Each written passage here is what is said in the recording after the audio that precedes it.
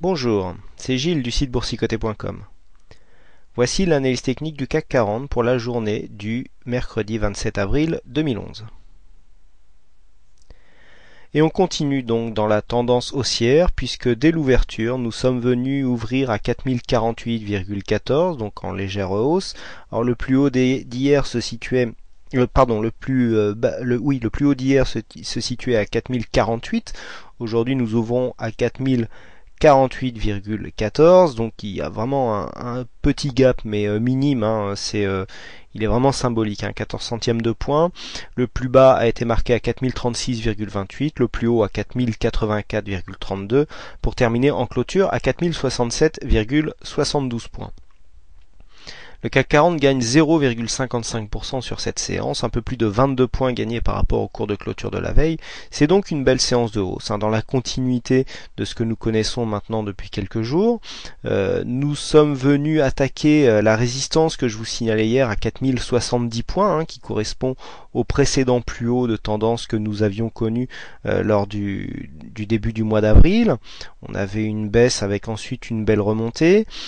Bon, une hausse qui se fait sans gros volume, puisqu'on voit encore une fois des volumes quasiment dans la moyenne. On voit voilà, des volumes légèrement inférieurs. Vous voyez, on a toujours cette configuration avec des séances baissières lorsqu'il y en a qui arrivent à être supérieures, notamment, bon, là on est un peu sous l'effet des forts volumes que nous avions eu mi-mai, mais on voit bien ici que pour l'instant les histogrammes rouges ici ont tendance à être plus grands que les histogrammes verts. Les histogrammes verts n'arrivent pas à passer au-delà de cette ligne de pointillés qui correspond à la moyenne des volumes des 20 dernières séances.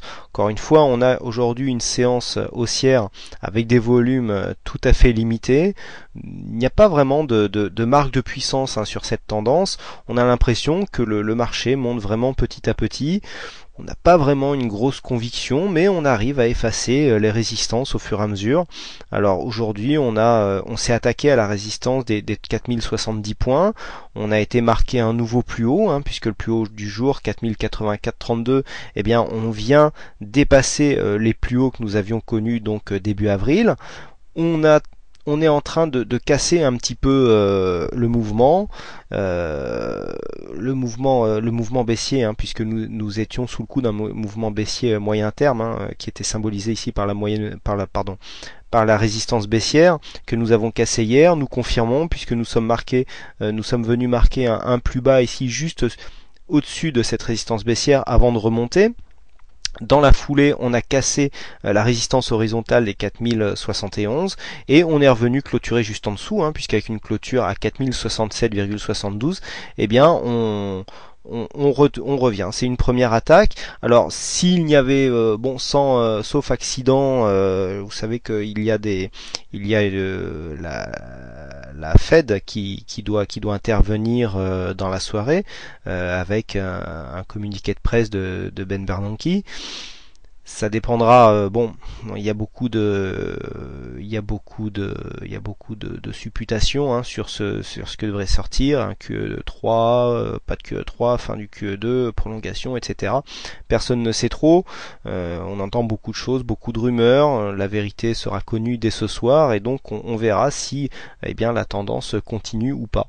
En attendant, on a des indicateurs. Donc on a parlé des volumes, pas beaucoup de volume, tout juste dans la moyenne, avec une volatilité contenue aussi. On a des indicateurs tels que le RSI qui remonte légèrement, on est à 58 points, donc loin encore de la zone de surachat.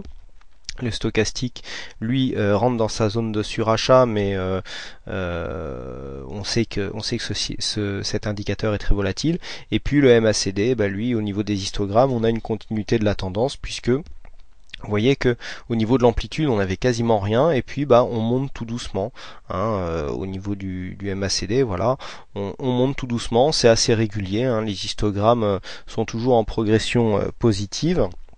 On reste dans le vert, mais vous voyez, on est loin des amplitudes que l'on avait lors des précédentes phases de montée et de baisse, puisque là, par exemple, on avait marqué un joli creux avant de remonter ici, et puis l'amplitude a tendance à se réduire au fur et à mesure.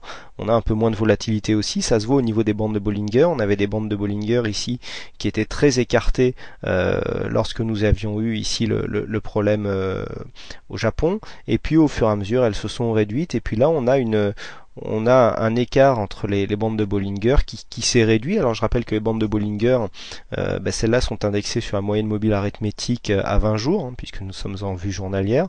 Et donc, les bandes en fait se calculent avec un écart type. Et donc l'écart type, si l'écart type diminue, ça veut dire que la moyenne de la volatilité diminue aussi. D'ailleurs, ça se voit bien sur la volatilité ici. Au plus fort, nous avions ici sur la moyenne, nous avions une volatilité à 60 avec une moyenne à 60, et puis là on a une moyenne à 48, donc on a bien baissé, hein, on a perdu quand même pas mal de points, on a 20% de volatilité en moins, et puis ça se voit bien au niveau des bandes de Bollinger qui se resserrent, et donc alors en général, on dit quand les bandes de Bollinger se resserrent, ça marque la fin d'une tendance. Alors c'est tout à fait vrai. Si on regarde, on voit bien qu'ici nous étions écartés sous l'impulsion baissière que nous avions eue justement lors des problèmes que nous avions connus à Fukushima. Et puis depuis les bandes se resserrent. Alors tout simplement parce que nous étions partis sur une tendance baissière, et le fait que les bandes de Bollinger se resserrent nous dit que cette tendance baissière aurait tendance à s'estomper. Alors c'est pas parce qu'on sort d'une tendance baissière que l'on va rentrer dans une tendance haussière, c'est simplement la fin d'un cycle. Donc la fin du cycle qui nous avait déjà été confirmée ici par la rupture de la résistance baissière que nous avions tracée ici, hein, qui était une résistance moyen terme, et puis confirmée par l'attaque des 4071 points. Qui constituait le prochain objectif, hein, je vous l'avais dit hier, suite à la cassure de cette résistance. Donc maintenant, prochain objectif, on voit qu'au niveau des indicateurs, on a encore de la place, hein, le stochastique vient à peine de rentrer dans sa zone de surachat, on voit que lors de la précédente phase de hausse qu'il peut y rester un bon moment. Au niveau des autres indicateurs, on a encore un potentiel haussier qui pourrait se développer. On pourrait très bien aller chercher le précédent plus haut, la précédente résistance qui se situait aux alentours des 4130. Nous avions un point haut sur cette bougie à 4145. C'est donc le prochain objectif. Attention, on va arriver toutefois sur le haut des bandes de Bollinger qui pourrait nous freiner. On sait que cet indicateur en général,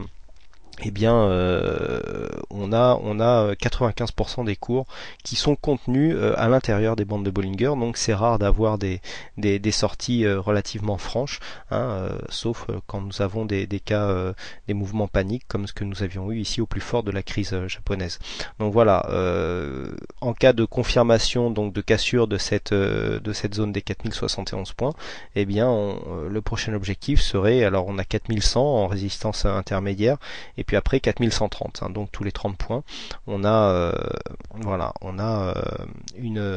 une zone à aller chercher. Donc je l'ai dit, hein, au niveau des indicateurs, on a encore du potentiel, c'est encore mais bon là, 5 séances de hausse, on pourrait très bien venir marquer une petite consolidation. Alors pourquoi pas revenir sur la zone des 4030 points, hein, ça mangerait pas de pain. On a une zone de support intermédiaire là qui pourrait servir à redonner une impulsion pour retourner chercher des nouveaux plus hauts.